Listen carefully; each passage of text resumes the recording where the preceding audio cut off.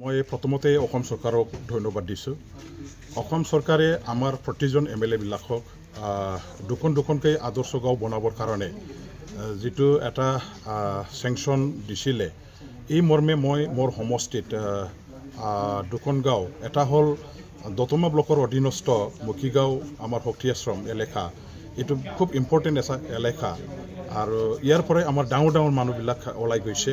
শক্তি আশ্ৰমত আমাৰ এটা মানে কি কয় আশ্ৰমো আছে, স্বামী যোগানন্দ গিৰি।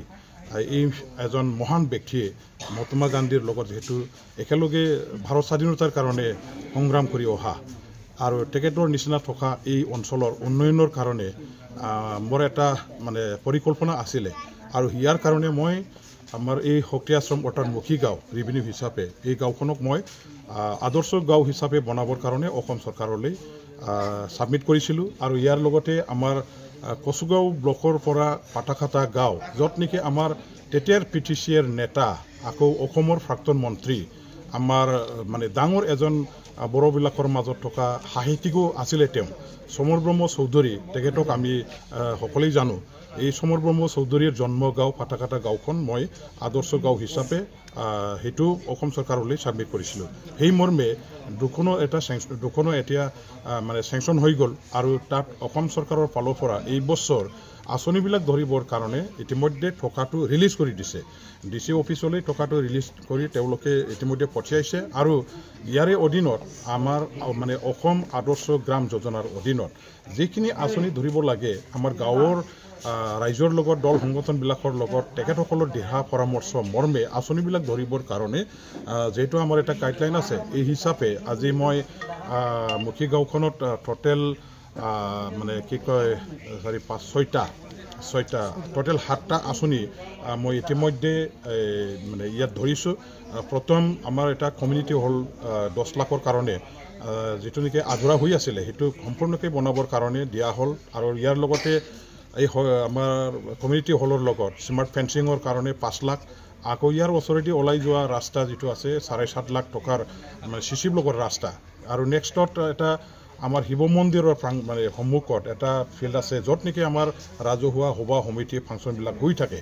গতিকে তাতে এটা মুকলি আমাৰ সাংস্কৃতিক মঞ্চ বনাবৰ কাৰণে দৰকাৰ আছিল, তাতেও 7 লাখ টকাৰ এটা আঁচনি দিয়া হ'ল। আৰু আমাৰ এই গাঁওখনলৈ সোমাই অহা যিটো মেইন ৰাস্তা আছে PWD, তাতে আমাৰ এটা এন্ট্ৰেন্স গেট হিচাপে আদৰ্শ গ্ৰাম হিচাপে যিটো থাকিব লাগে, ইয়াৰ কাৰণে 7 লাখ টকাৰ আকৌ আঁচনি দিয়া হৈছে। আৰু LP স্কুল যিটো স্কুলৰ অৱস্থা একেবাৰে খুবেই বেয়া, একেবাৰে ৰিপেয়াৰিং ৰেন'ভেশ্যনৰ প্ৰয়োজন আছে। ছাত্ৰ ছাত্ৰীসকলে বহুত কষ্ট পাই আছে। বাৰিষা বতৰ হ'লে পানী, বৰষুণৰ পানী একদম ডাইৰেক্ট পৰি যায় আৰু ভিটিবিলাক চব ভাঙি গ'ল, দৰ্জা খিৰিকীবিলাক একেবাৰে বেয়া হৈ গৈছে। এই ৰিপেয়াৰিঙৰ বা ৰেন'ভেশ্যনৰ কাৰণে ইয়াতো 10 লাখ টকাৰ আঁচনি দিয়া হ'ল। ইয়াৰ লগতে স্মাৰ্ট ফেন্সিং মানে কি কয় আমাৰ বাউণ্ডাৰী, সেইটো বনোৱা হ'ব।